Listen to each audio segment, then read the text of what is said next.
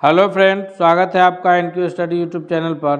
सक्षमता परीक्षा 2 से संबंधित यह भाग 1 यानी हिंदी भाषा विषय में सामान्य हिंदी से महत्वपूर्ण प्रश्नों का दूसरा प्रैक्टिस सेट लेकर के आए हैं आप लोगों के लिए। अगर आप पहला प्रैक्टिस सेट नहीं देखे हैं तो इसी वीडियो के डिस्क्रिप्शन में उसका लिंक मौजूद है, वहाँ से देख सकते हैं। आइए हम लोग बिना देर किए हुए देखते हैं हिंदी भाषा का दूसरा प्रैक्टिस सेट से महत्वपूर्ण प्रश्न एक एक कर। हमारे स्क्रीन पर कि 2 या 2 से अधिक शब्दों से मिलकर बने हुए सार्थक शब्द को क्या कहते हैं। तो 2 या 2 से अधिक शब्दों से मिलकर के जो बने हुए सार्थक शब्द कहलाते हैं संधि, समास, अवयव या छंद। हमें इसी में से उत्तर करना है। तो 2 या अधिक शब्द की जब बात आती है तो वो संधि नहीं होगा, क्योंकि संधि जो होता है वो परस्पर 2 शब्दों का संयोग संधि होता है। यह समास कहलाएगा। यानी पहला नंबर क्वेश्चन का जो सबसे सही आंसर है दोस्तों वो ऑप्शन नंबर बी के रूप में जाना जाएगा।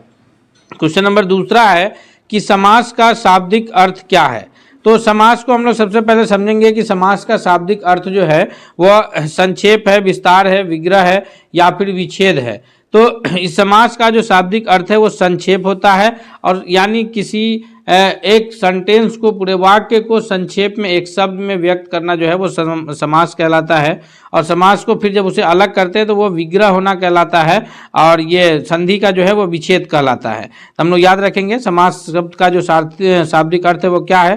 थोड़ा सा हम लोग समास को देख लेते हैं। हम इससे पहले आपसे रिक्वेस्ट करेंगे कि आप अगर चैनल पर नए हैं दोस्तों तो चैनल को सब्सक्राइब करके बेल आइकन को दबा लीजिए, क्योंकि ताकि आपको जो है कोई भी अपडेट्स आए तो सबसे पहले आप तक पहुंच जाए। समास किसे कहते हैं? समास का शाब्दिक अर्थ है संक्षिप्तीकरण, यानी कि संक्षिप्त करना, छोटा करना।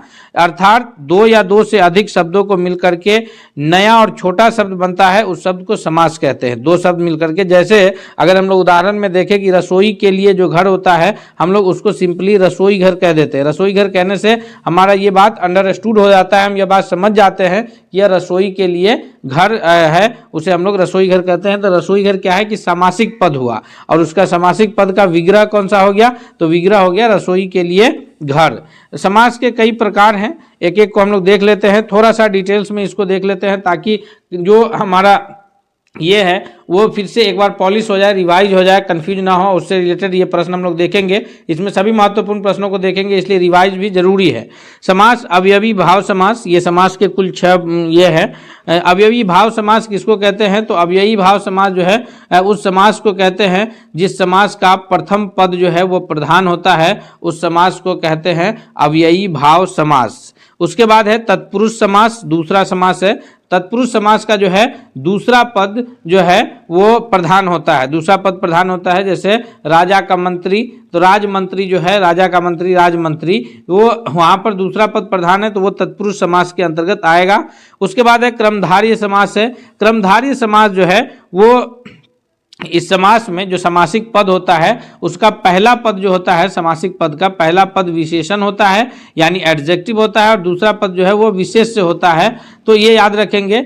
पहला, जैसे अगर हम लोग बात करें ये कर्मधारय समास में कि चंद्रमुखी, यानी चांद जैसा मुख या चंद्रमा जैसा चेहरा जो है, तो चंद्रमुखी में पहला पद क्या हो गया कि वहां पर विशेषता बता रहा है चंद्रमा की तरह, दूसरा पद चेहरा को बता रहा है मुख। तो ये कर्मधारय समास हो गया, जिसका पहला पद जो है, जिस समासिक पद का पहला पद क्या हो? पहला पद हो ये विशेषण, और दूसरा पद क्या हो? दूसरा पद हो विशेष, तो वो कहलाएगा कर्मधारय समास। उसके बाद है द्विगु समास है।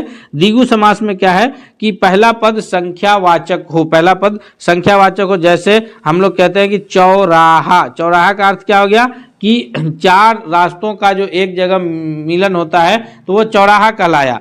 त्रिकोणा, त्रिकोणा का अर्थ क्या हो गया कि 3 कोण है, यानी कि 3, पहला पद जो है उससे 3 का बोध हो रहा है, पहला पद से 4 का बोध हो रहा है। तो इस प्रकार के जो पद होंगे, समासिक पद होंगे, वह द्विगु समास के अंतर्गत आएगा, जिसके प्रथम पद से क्या होगा? संख्यावाचक होगा, यानी संख्या का ज्ञान हमें प्राप्त होगा। तो वो समास क्या कहलाएगा? वो समास जो है वो द्विगु समास कहलाएगा। अगले देखते हैं अगला समास कौन है, तो अगला है द्वंद्व समास। द्वंद्व समास किसे कहते हैं? तो द्वंद्व समास का दोनों पद प्रधान होता है। द्वंद्व समास को दोनों पद प्रधान होता है, और बीच में जो है डैश लगा करके लिखते हैं, जैसे अन्न जल, तो पहला पद भी प्रधान है और दूसरा पद भी प्रधान है, खाना पीना, अन्न जल, रात दिन। तो इसमें जो है इस प्रकार के जो समासिक पद होते हैं, इसका प्रथम पद भी और पूर्व यानी उत्तर पद भी दोनों पद जो है प्रधान हो, उस समास को हम लोग कहते हैं ये द्वंद्व समास। और अंतिम है बहुब्रीहि समास। बहुब्रीहि समास का कोई भी पद प्रधान नहीं होता है। एक बार फिर से रिवाइज कर लेते हैं। अब यही भाव समास जिसका प्रथम पद प्रधान हो, तत्पुरुष समास जिसका दूसरा पद प्रधान हो, क्रमधारय समास जिसका प्रथम पद विशेषण हो, दूसरा पद विशेष्य हो, द्विगु समास जिसके प्रथम पद से संख्या का बोध होता हो, संख्यावाचक कोई संज्ञा पता चलता हो तो वो द्विगु समास में आएगा, द्वंद्व समास जिसका दोनों पद प्रधान हो, और बहुब्रीहि समास जिसका कोई पद प्रधान नहीं हो। समास के यह कुल 6 भेद हैं। और समास कहते किसे हैं? तो समास कहते हैं संक्षिप्तीकरण को, यानी कि छोटा करने को समास कहा जाता है। अगला देखते हैं प्रश्न इस पर आधारित, अभी हम लोग को प्रश्न देखना है। प्रश्न है कि जिस समास में उत्तर पद जो है प्रधान होने के साथ ही साथ पूर्व तथा उत्तर पद में विशेषण विशेष का संबंध भी होता है, वह कौन सा समास कहलाएगा? वह उत्तर पद प्रधान होने के साथ साथ उसके ये में जो है पूर्व पद जो है वो विशेषण और विशेष्य हो। तो हम अभी इसमें पीछे हम लोग चर्चा किए हैं कि जिसका प्रथम पद विशेषण हो और दूसरा पद जो है वो विशेष्य हो, तो उस तरह का समास क्या कहलाता है? क्रमधारय समास कहलाता है। तो जिसका ये यही सवाल है कि जिसका उत्तर पद प्रधान हो और साथ ही साथ एक पहला पद जो है वो विशेषण हो और दूसरा पद विशेष हो, तो वह समास क्रमधारय समास कहलाएगा। यानी तीसरा नंबर क्वेश्चन का जो आंसर होगा दोस्तों वो ऑप्शन नंबर बी के रूप में जाना जाएगा। नेक्स्ट क्वेश्चन की ओर बढ़ते हैं। क्वेश्चन नंबर चौथा है कि जिस समास के दोनों पद अप्रधान हो, यानी ना उसका प्रथम पद प्रधान हो ना उसका दूसरा पद प्रधान हो, तो वह समास क्या कहलाएगा? तो अभी हम लोग चर्चा किए हैं कि जिस समास का दोनों में से कोई भी पद प्रधान नहीं हो, उस समास को किस नाम से जानते हैं? तो उस समास को जानते हैं बहुब्रीहि समास के नाम से। बहुब्रीहि समास यानी ऑप्शन नंबर डी जो है वह करेक्ट आंसर के रूप में उत्तर होगा चौथा नंबर प्रश्न के लिए। अगले क्वेश्चन की ओर बढ़ते हैं दोस्तों हम लोग, देखते हैं नेक्स्ट क्वेश्चन क्या है। तो अगला क्वेश्चन है क्वेश्चन नंबर 5 है कि दीनानाथ में कौन सा समास है? जी, दीनानाथ जो शब्द है ये समासिक शब्द, इस समासिक शब्द में क्रमधारय समास है, बहुब्रीहि समास है, द्विगु समास है या फिर द्वंद्व समास है। 5वां नंबर प्रश्न का करेक्ट आंसर क्या होगा? तो 5वां नंबर प्रश्न का जो सबसे सही उत्तर है वह है ऑप्शन नंबर ये ए यानी क्रमधारय समास है। दीनानाथ शब्द जो समासिक शब्द है उसका आंसर क्या है? क्रमधारय समास। अगला है क्वेश्चन नंबर 6 है कि चौराहा में कौन सा समास है? तो यहाँ पर अभी ध्यान से देखिए, हम लोग अभी चर्चा किए हैं कि जिस समासिक पद से प्रथम पद में अगर कोई संख्यावाचक ये पता चलता हो, संख्या का पता चलता हो, तो उस समास को जो है किस समास के अंतर्गत रखा जाता है? तो उसको रखा जाता है द्विगु समास के अंतर्गत। अर्थात चौराहा जिसमें से पहला से 4 का पता चल रहा है कि यहाँ पर 4 रास्ते मिल रहे हो, वो चौराहा कहलाता है। तो ऑप्शन नंबर डी जो है 6 का सही उत्तर होगा कि इस प्रकार के समास जिससे पहला चौराहा हो, तिनकोना हो, तो इस प्रकार के जो जितने भी समासिक पद हैं वो सभी द्विगु समास के अंतर्गत आते हैं। कंफ्यूज करने के लिए प्रश्न किया जाएगा, लेकिन हम लोग को कंफ्यूज होना नहीं है। अगला क्वेश्चन है क्वेश्चन नंबर 7 है कि किस समास के दोनों शब्दों में समानाधिकरण होने पर क्रमधारय समास होता है?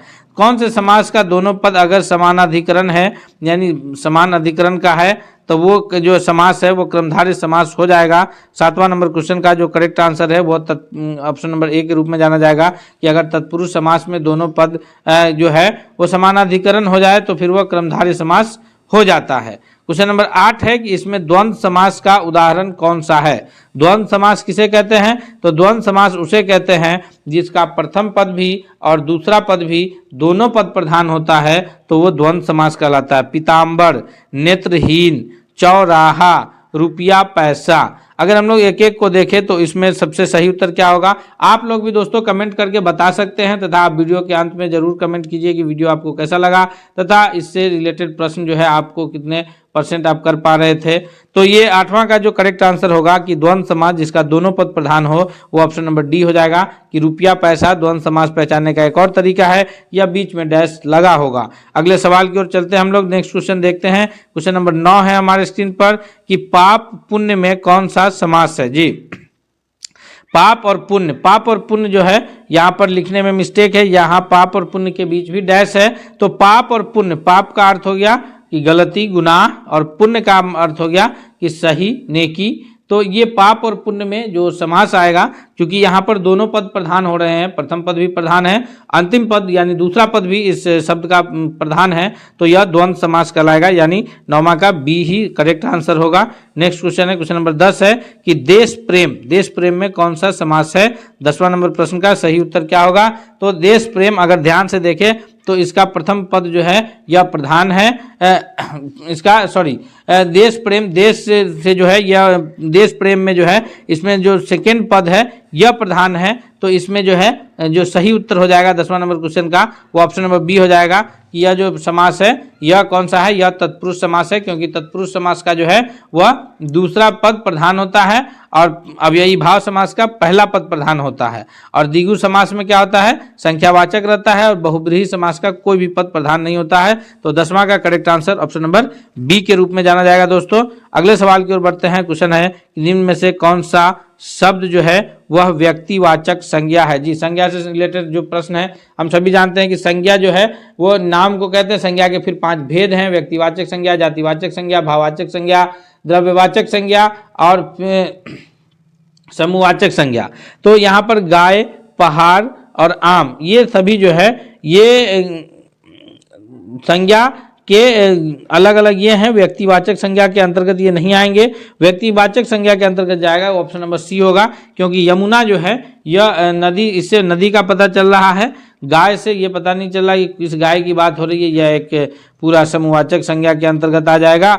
उसी प्रकार पहाड़ जो है तो इन सबसे पता नहीं चल रहा है, लेकिन यमुना जो है अगर यहीं पर पहाड़ की जगह पर हिमालय पहाड़ होगा या फिर अरावली पहाड़ होगा, सतपुरा श्रेणी होगी, तो फिर वहाँ पर हम लोग कह सकते हैं कि जो है वह व्यक्तिवाचक संज्ञा है।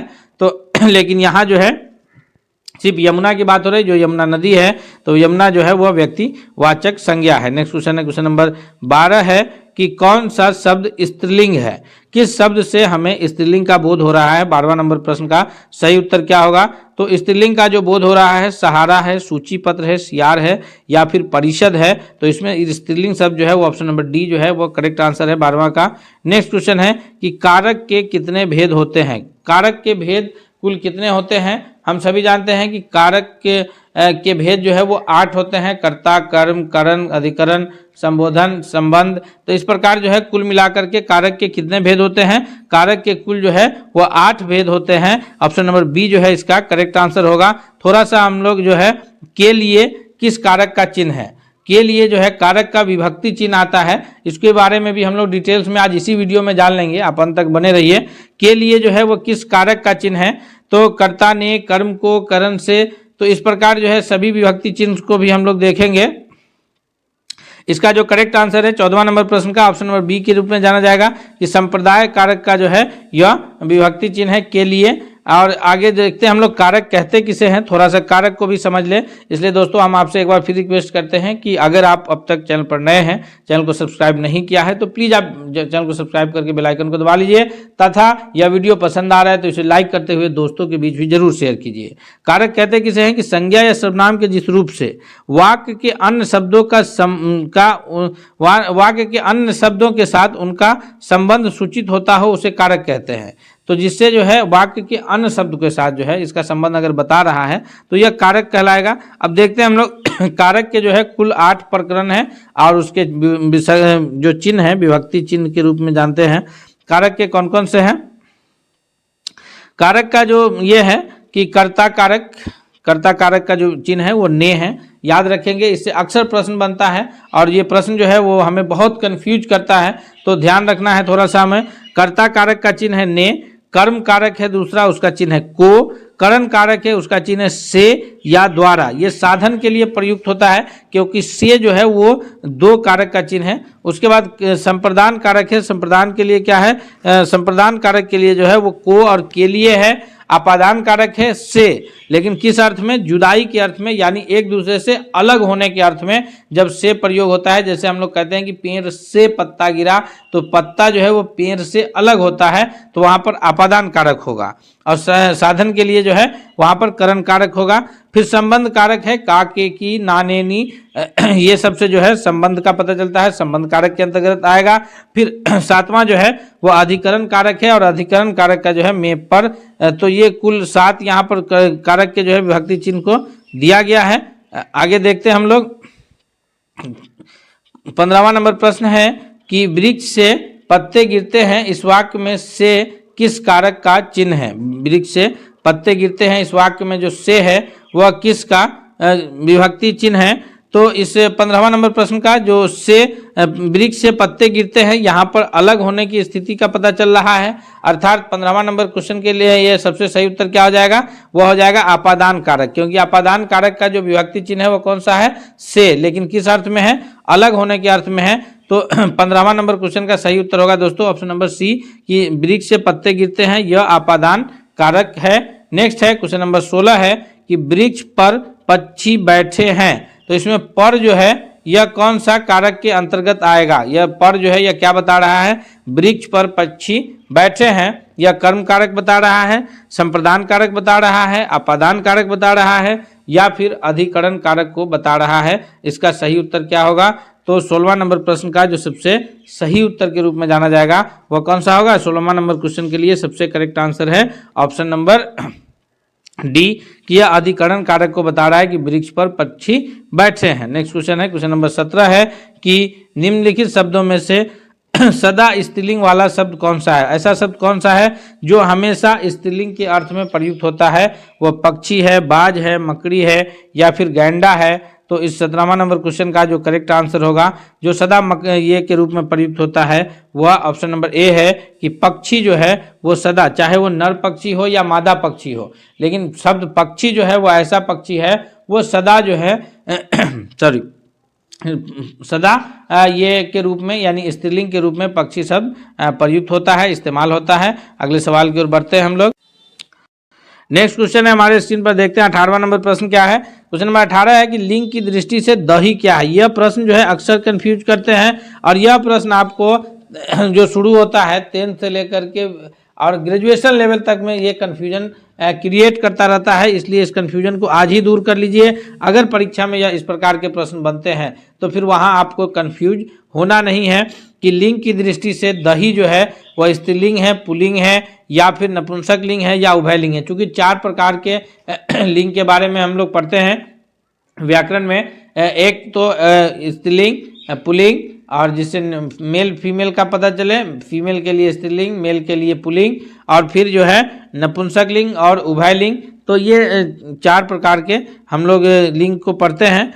इसका 18वां का जो करेक्ट आंसर है वो ऑप्शन नंबर बी है कि दही जो है वह पुल्लिंग होता है, यानी ऑप्शन नंबर बी जो है सबसे सही उत्तर होगा। नेक्स्ट क्वेश्चन है क्वेश्चन नंबर 19 है कि निम्नलिखित में से कौन सा शब्द स्त्रीलिंग है, यानी किस शब्द से स्त्रीलिंग होने का बोध हो रहा है। उत्साह, चक्रव्यूह, मृत्यु और संकल्प, इनमें से किस शब्द के द्वारा जो है ये पता चल रहा है कि वह शब्द जो है वह स्त्रीलिंग है। 19वां नंबर प्रश्न का सबसे सही उत्तर के रूप में जाना जाएगा दोस्तों कि मृत्यु जो है वह इससे स्त्रीलिंग शब्द होने का पता चल रहा है। अर्थात 19वां नंबर क्वेश्चन का correct answer option number C के रूप में जाना जाएगा। दोस्तों हिंदी से संबंधित हम लोग सभी महत्वपूर्ण प्रश्न जो व्याकरण से संबंधित होंगे तथा हिंदी की पुस्तकों से जो संबंधित होंगे उसे भी हम लोग एक एक करके देखेंगे। आप हमारे चैनल के साथ बने रहिए, चैनल को सब्सक्राइब करके बेल आइकन को दबा लीजिए ताकि कोई भी अपडेट्स आएगा तो आपको सबसे पहले मिल जाएगा। अगले सवाल की ओर बढ़ते हैं। क्वेश्चन नंबर 20 है कि निम्न वाक्यों में से किस वाक्य में सर्वनाम का अशुद्ध रूप प्रयोग हुआ है। तो सर्वनाम कहते किसको हैं, सर्वनाम कहते हैं कि जो संज्ञा के स्थान पर प्रयुक्त होने वाले शब्द जो है वो सर्वनाम के रूप में जाने जाते हैं। इन सभी वाक्यों को पढ़ना है और इसमें देखना है कि कौन से वाक्य में जो है अशुद्ध रूप का प्रयोग है। वह स्वयं यहाँ नहीं आना चाहती, यहाँ पर, या फिर आपके आग्रह पर मैं दिल्ली जा सकता हूँ।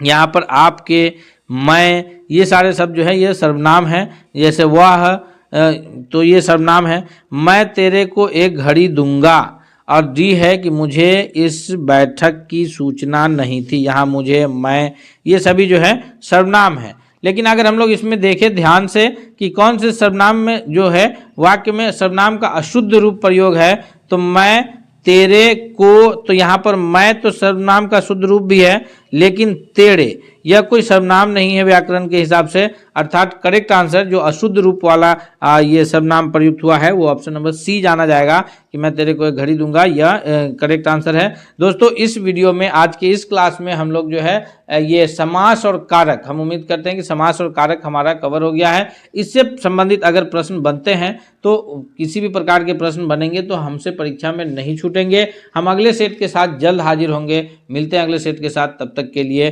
धन्यवाद। पहला सेट हिंदी का इसी वीडियो के डिस्क्रिप्शन में लिंक मौजूद है, आप यहाँ से भी उसे देख सकते हैं। बहुत बहुत धन्यवाद।